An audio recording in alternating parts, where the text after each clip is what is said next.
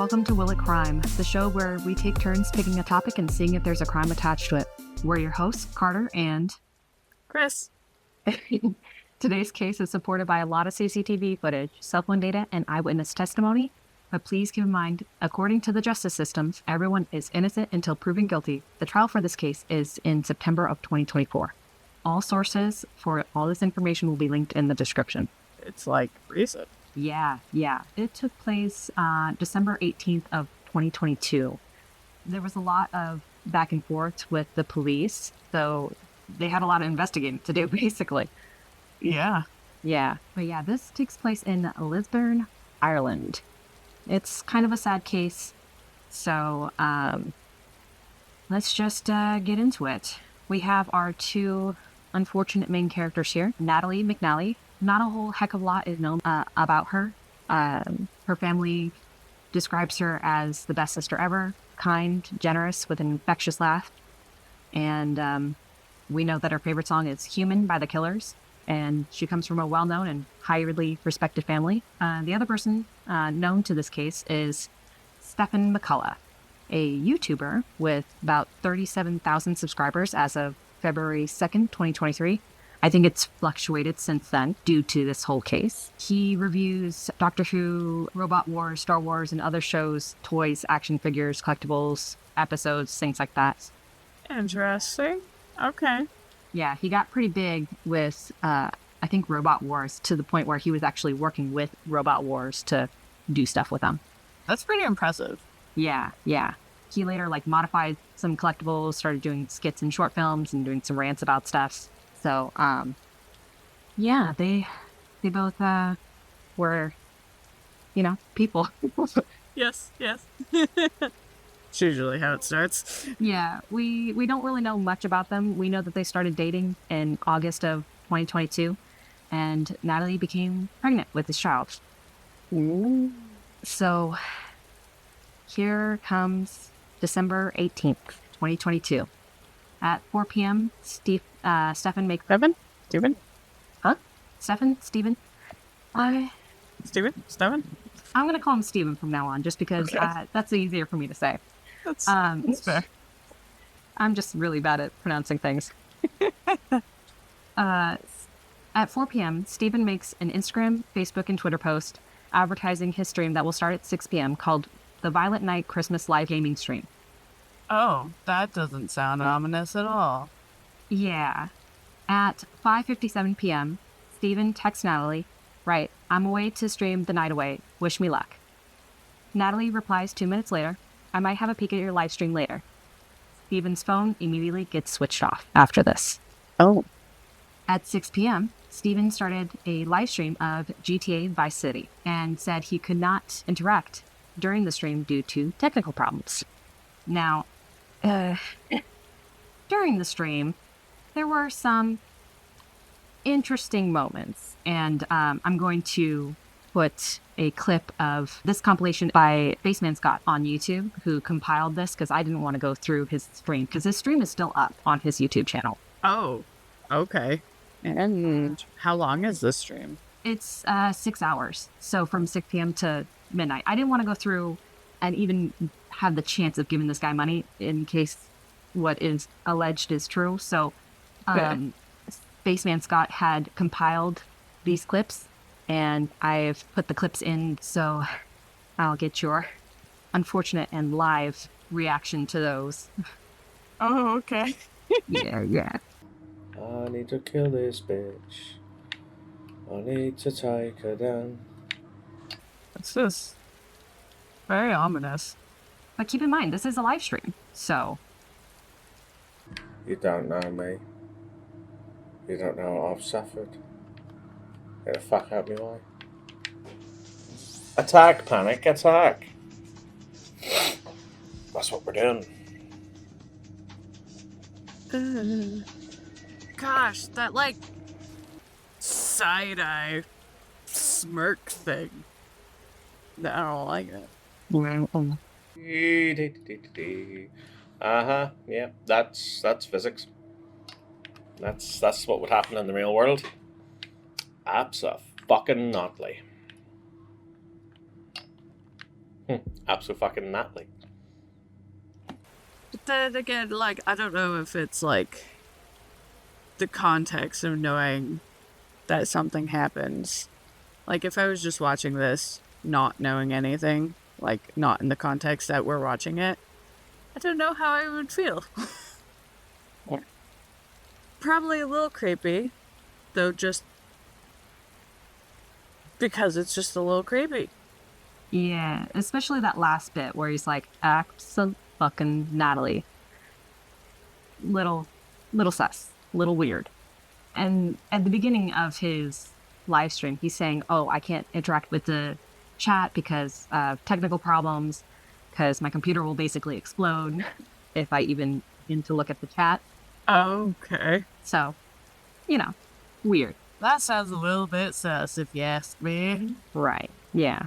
So, back to the timeline. 7 p.m., CCTV catches Natalie coming home from watching football at her parents' house. 7:09 p.m., a man wearing a hood, scarf, and 2 pairs of gloves, winter gloves with yellow latex ones underneath, about the same height and build as Stephen here, and carrying a shopping bag, is caught on CCTV 2 miles from Stephen's house walking towards a bus stop. Oh, okay. Yeah. 8:30 p.m., the man gets off the bus in Lurgan and starts walking towards the area of Natalie's house. 8:42 p.m., CCTV shows him walking past Natalie's house. 8:52 p.m., the man comes back to Natalie's house while now carrying a black duffel bag. Oh. Yeah. Oh. Yeah. 9 p.m., a scream is heard by neighbors.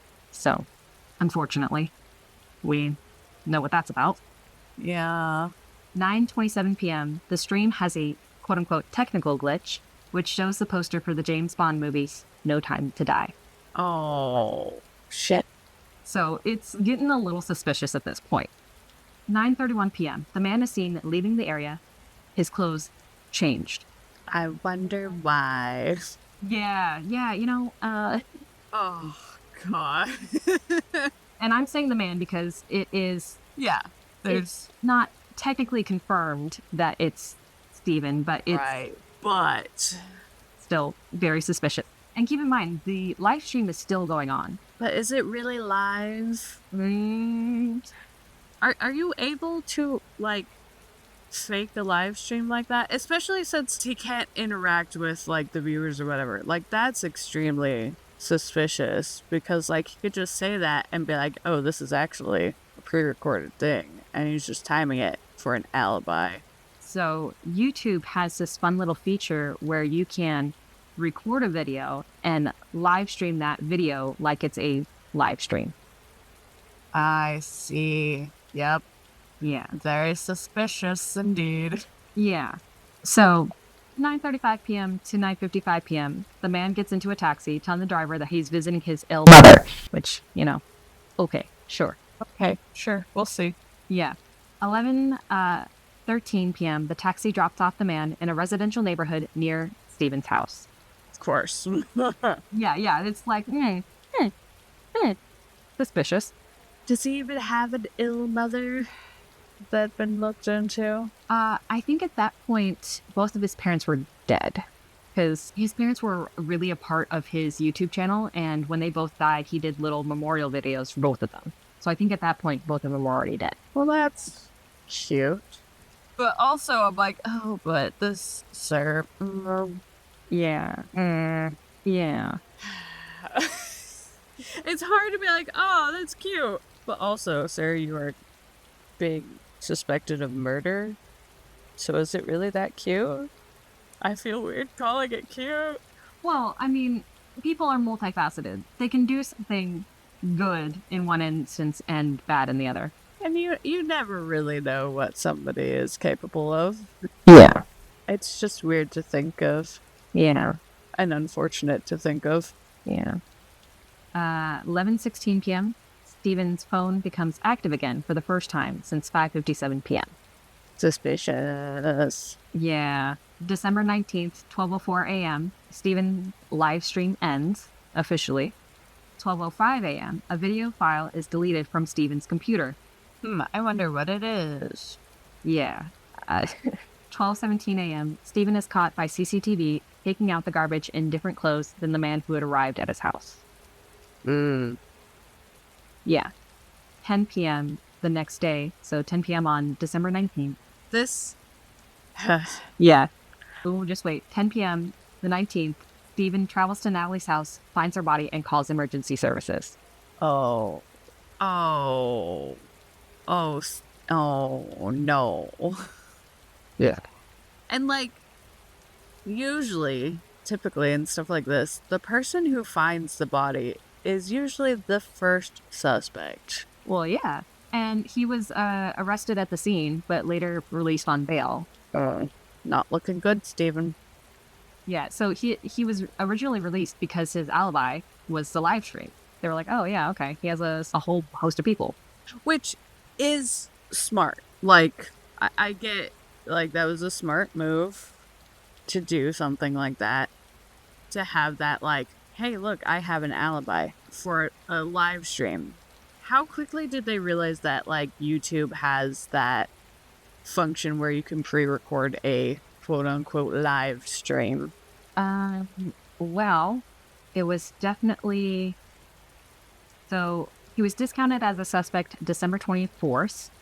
And during that time, he visited Natalie's family a lot. He, at one point, accidentally left his phone recording at their house at least once. So Oh. basically trying to bug their house. Which is interesting. That's uncomfy. Yeah. At one point, he requested and was granted alone time with Natalie's body prior to the funeral. Yeah. And her funeral was on December 26th, 2022. So basically, it wasn't until after the funeral that the police found the CCTV footage, which this is part of it here, which I'm going to drop into the chat there. Visually, there's not much you can tell from the CCTV footage, but you can tell build, you can tell the shoes that he's wearing, that he's carrying something. And this is just one of the CCTV footage that's been released to the public. There's actually quite a few that the police have, for sure. And I'm assuming most of this isn't going to be released until after the trial. Yeah, they definitely don't want to release too much information to kind of catch the person unawares. That's like, oh god, CCTV footage is so grainy though. Yeah. Well, I mean, a lot of the footage is grainy from what I understand, but it was clear enough to be able to tell what he was wearing, at least on the bus, for sure. Because, like, they were able to tell that he was wearing a winter glove and then yellow latex gloves underneath. Yeah, that's pretty wild. Yeah. So after the police found the CCTV footage, they investigated the live stream and figured out that the live stream was pre-recorded the 13th to the 14th and then broadcasted on the 18th. And when confronted with this, Stephen claimed that he was still at home drinking. Right. Okay. Also, if you're going to say you're going to do a live stream, why pre-record it and then be like, oh yeah, I was just drinking when I was supposed to be doing this live stream? It's like, just do the live stream and don't be suspicious. Yeah, right. And, like, the fact that he only advertised it 2 hours ahead of time. Oh, really? Yeah, he started advertising his live stream at 4 p.m. and the live stream started at 6 p.m. Oh my gosh. So a lot of people advertise way more and, like, way earlier. So that in itself was suspicious. Yeah. Especially something like that. Like, oh, man. Yeah. So none of this was looking real good for him. Yeah. January 28th, a rally in dedication to Natalie and the fight against the violence against women was taking place. There was about 1,000 plus attendees, including Stephen. Oh, of course. January 31st, Stephen is promoted to the main suspect and arrested. Nice. And charged with his murder. He pleaded not guilty in the initial hearing. March 2024, he was denied bail. Okay. And you said the trial's at the end of the year, right? Yeah, September. Okay. I'm gonna keep my eye out for that one. Yeah, so it's in Lisburn, Ireland, is where it took place. So the best place for more information on this whole trial or whole case is probably going to be the BBC because that's where most of the coverage came from. Okay. Cool. Wow. Yeah, it's obviously the topic of today's whole thing was live stream because was it really a live stream? No, and like, yeah, it's really weird to call something if he is innocent. It's really weird to call a recording a live stream. It's like just call it a recording. Be like, hey, I have this recording up. Why go through the effort to say it's a live stream or try to pull off that it's a live stream when it's not if you're innocent? Like, there's no reason for that. Yeah, and like if you wanted to do it as a recording, YouTube has the premiere function. So you can have a countdown to a premiere. You don't have to say specifically that it's live. Yeah. Yeah. So if you wanted to have like a big old production for the video, then you could have it be a premiere instead of a fake live stream. Exactly. Like, it's just way too suspicious to have that live stream. And especially to be like, this is a live stream. Like, I can't interact with people because of technical difficulties. And then come to find out it's actually a recording. Like, that's just screams guilty. It screams it. There's no way. It's suspicious to say the least.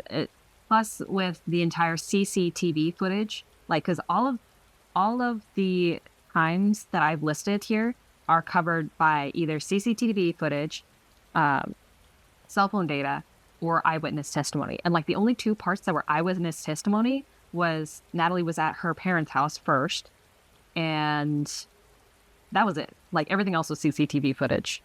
And oh my gosh. And like CCTV is everywhere. It is so hard to get away with shit nowadays because everywhere is watching. And even if you have your phone turned off, it can still they still know where it's at and what it's doing. Like, I forget who, but there was somebody who did a test like that and like turned their phone off and went about their day and did a bunch of stuff and then requested that information from the company. And it was all there.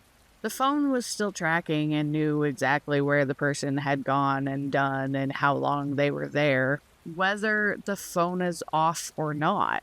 oh, that's terrifying. So even if he turned off his phone, which he did, right? Or he was unavailable, like, it doesn't matter. It's still, Yeah. He turned it off at 5:57. Yeah. it still knows. There's no getting around shit now. It sounds like he might have left it at home because the rest of this is all corroborated by CCTV footage. Okay. If he left it at home, that would be the smarter way to do things. Still dumb because CCTV, but also, why turn it off if you leave it at home? Yeah. It's all suspicious. It's all suspicious. Plus the weird clips. The way he was behaving in those videos, I almost want to watch the whole live stream just to see. I might do that later because I'm weird. Yeah, I'll try and find the YouTube channel because it's not like a really easy name to pronounce. It has like name and letters in it and numbers in it and stuff. So I didn't want to promote it at all either because it looks like his YouTube channel got more subscribers after this whole thing happened. Oh, that's gross.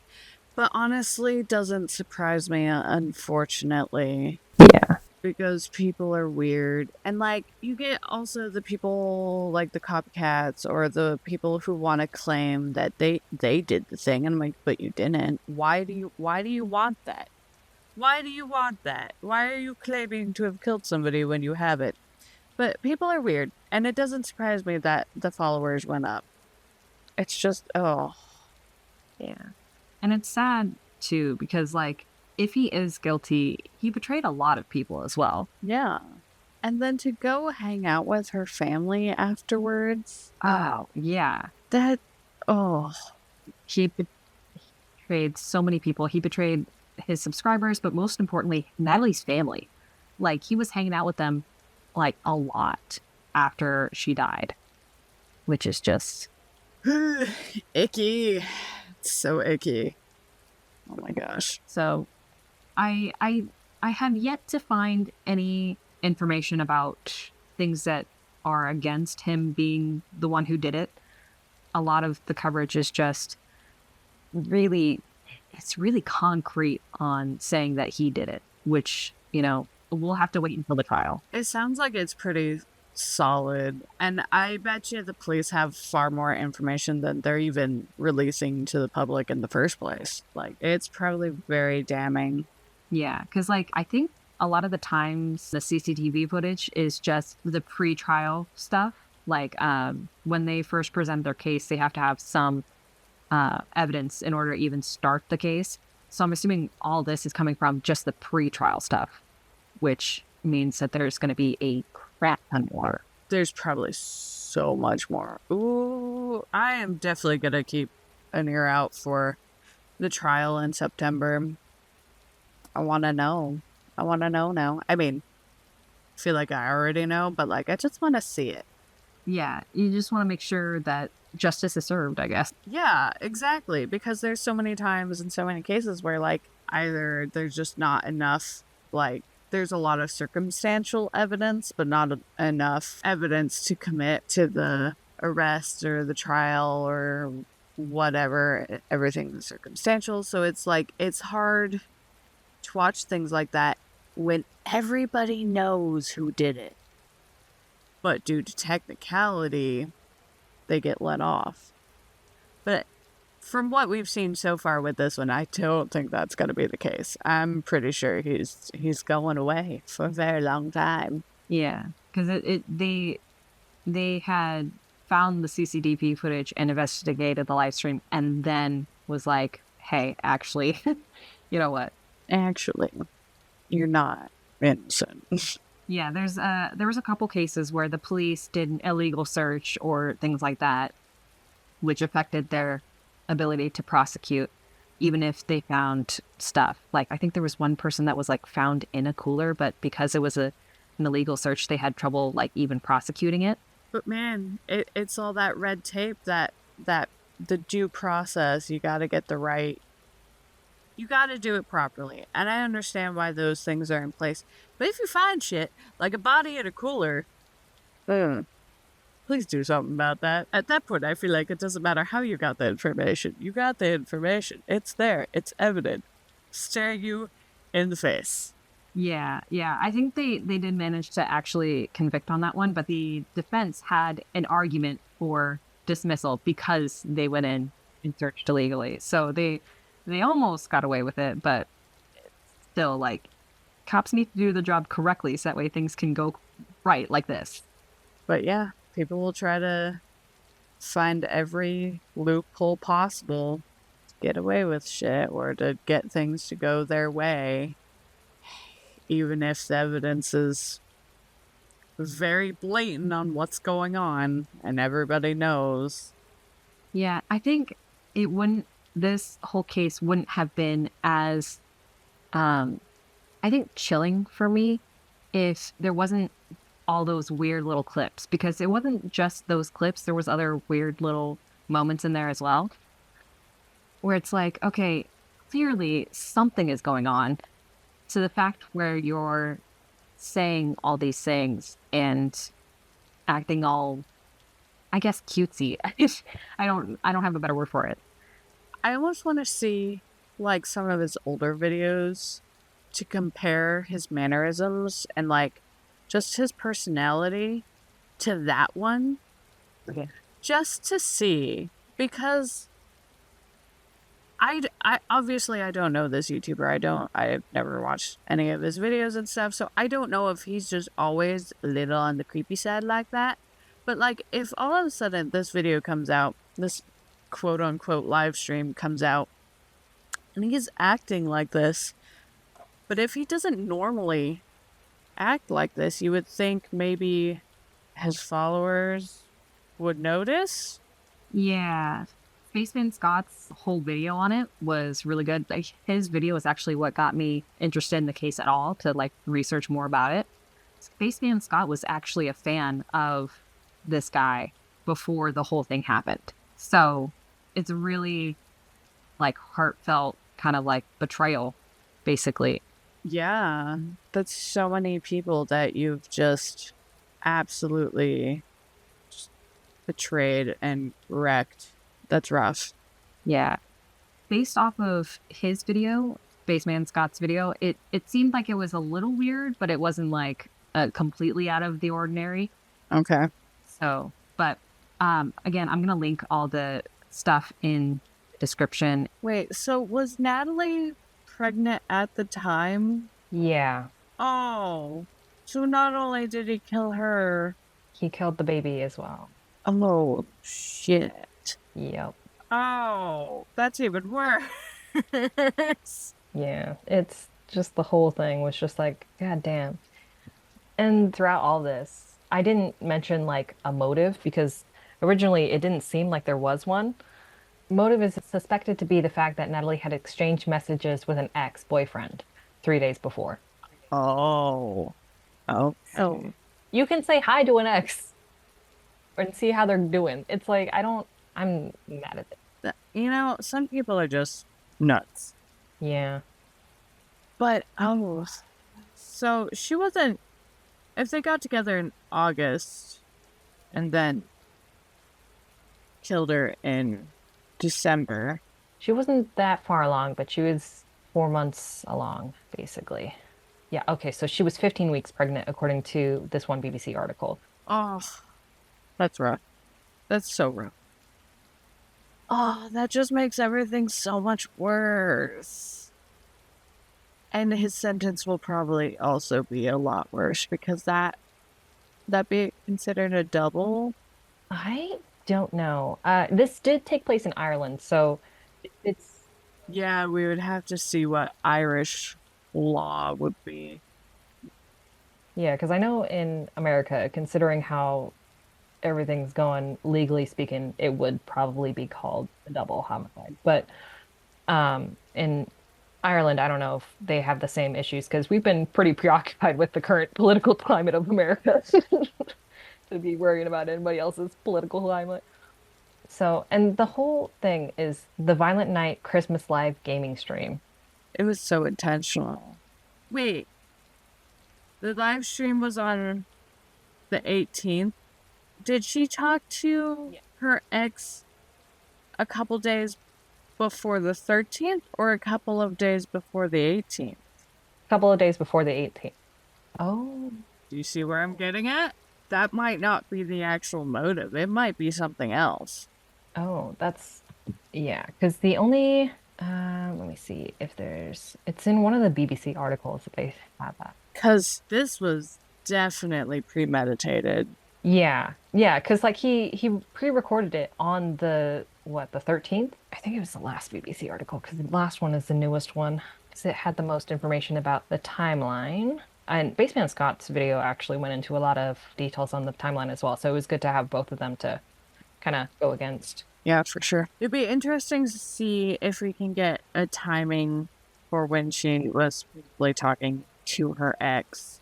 Yeah. We'll see if it lines up with the event date or the pre-record date. Wait a second. The court heard that 3 days before she died, so that's the 15th.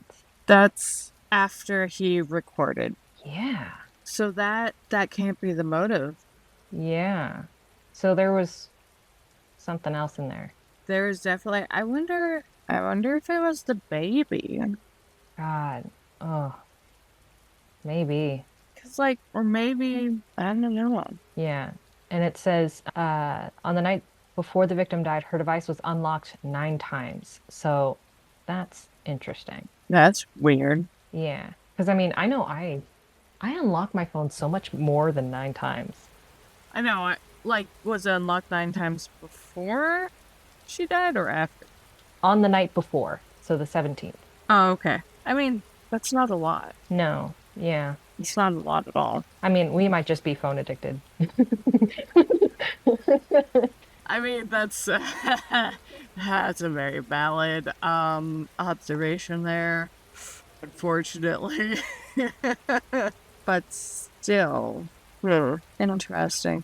Yeah, I'll be curious. We'll probably know more once the actual trial happens, and maybe we can do like a follow-up episode, like short episode after the trial, because that motive is not adding up at all.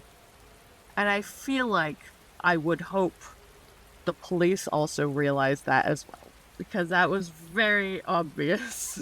Yeah, on the BBC articles, it doesn't say much about a motive.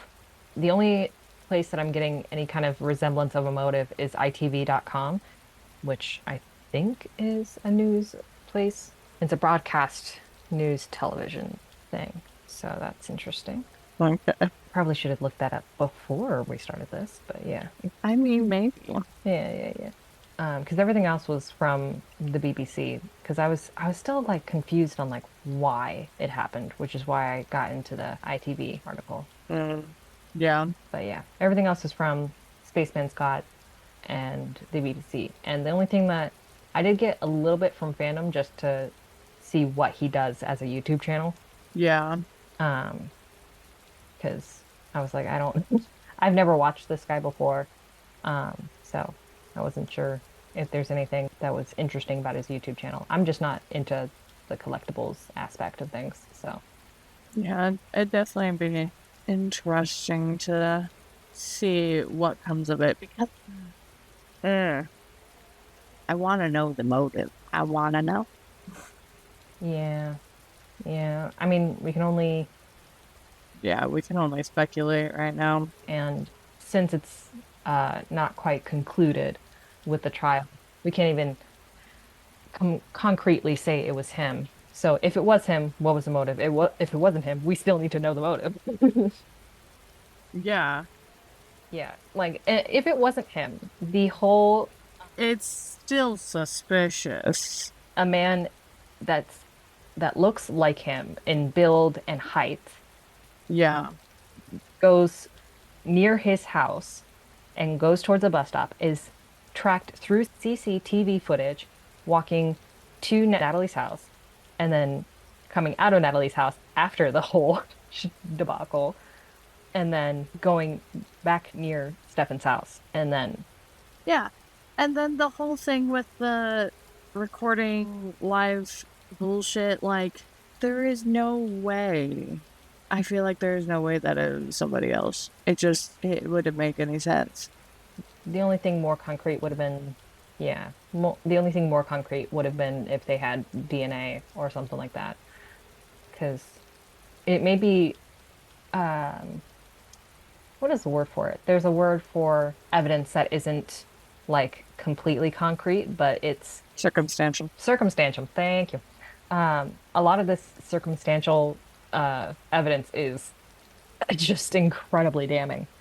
It really is. Like, clearly something fishy was going on, regardless. Because there's no reason for you to pre-record something and then try to post it as live. Like, just say it's pre-recorded if you're not hiding anything. That's my thought. My biggest thing is the technical glitch timing of that James Bond movie poster, No Time to Die, like right around the time that whole thing happened. That's a huge indicator of pre-planning to the letter. Yeah.